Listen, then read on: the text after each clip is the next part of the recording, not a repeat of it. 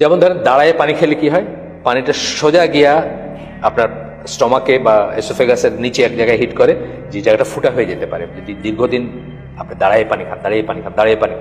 বসে পানি খেলে কি হয়, আস্তে আস্তে জিনিসটা নামে।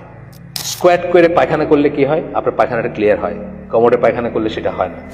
এই এক গ্লাস পানি খাওয়া এটা কোনো ব্যাপারই না, তাই না? পশ্চিমা ওয়ার্ল্ডে বা কোথাও এটা নিয়ে কি কেউ চিন্তা করে যে এক গ্লাস পানি কেমনে খাইলাম? আমাদের কিন্তু এখানেও চিন্তা করতে হবে যে এক গ্লাস পানি কিভাবে খাইতে হবে, কিভাবে খাইলে আল্লাহ সন্তুষ্ট হবেন, কিভাবে খাইলে রাসূলের কথা পালন করা হবে, এবং কিভাবে খাইলে সওয়াব হবে, কিভাবে খেলে গুনাহ হবে।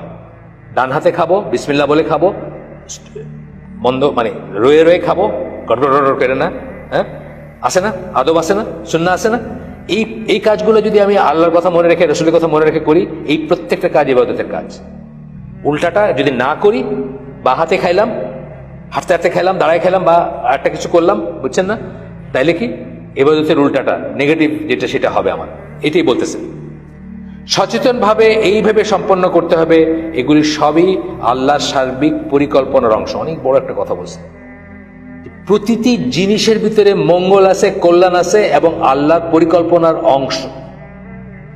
যেমন ধরেন দাঁড়ায় পানি খেলে কি হয়, পানিটা সোজা গিয়া আপনার স্টমাকে বা এসোফেগাসের নিচে এক জায়গায় হিট করে, যে জায়গাটা ফুটা হয়ে যেতে পারে যদি দীর্ঘদিন আপনি দাঁড়ায় পানি খান। বসে পানি খেলে কি হয়, আস্তে আস্তে জিনিসটা নামে, হিট করে না কোথাও গিয়ে, বুঝছেন? আস্তে আস্তে পানিটা ভেতরে যায়। এইভাবে দেখবেন আপনি বসে পেশাব করলে কি হয়, ইউরিনারি ট্র্যাক্টটা এমনভাবে আল্লাহ ডিজাইন করছেন, স্কোয়াট করে পায়খানা করলে কি হয়, আপনার পায়খানাটা ক্লিয়ার হয়। কোমরে পায়খানা করলে সেটা হয় না। এইভাবে দেখবেন যে সুন্নায় যা কিছু বলা হয়েছে, প্রত্যেকটা জিনিস একটা বড় ডিজাইনের অংশ, যে এই জীবন ব্যবস্থা আমি তোমাদেরকে দিলাম। আল্লাহ বলতেছেন যে এটা হলো সিরাতুল মুস্তাকিম, এটার উপর থাকবা। সূরা আল আনামের 153 নম্বর আয়াত সম্ভবত, সিরাতুল মুস্তাকিম এর উপর থাকবা, এটা আমার পথ, যদি অন্য কোনো পথে যাও তাহলে বিচ্যুত হয়ে যাওয়া। বা এই সামারিটা বললাম আমি। সচেতনভাবে সম্পন্ন করতে হবে। এই মানে কি, এগুলি সবই আল্লাহর সার্বিক পরিকল্পনার অংশ, মানে আল্লাহর ডিজাইন।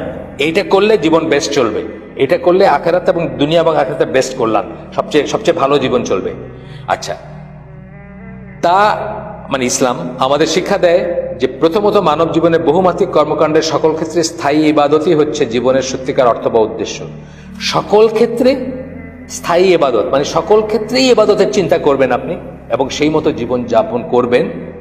এটা হচ্ছে সত্যিকার অর্থ এবং উদ্দেশ্য। আপনার জীবনের অর্থ সেটা, উদ্দেশ্য সেটা, সকল ক্ষেত্রে।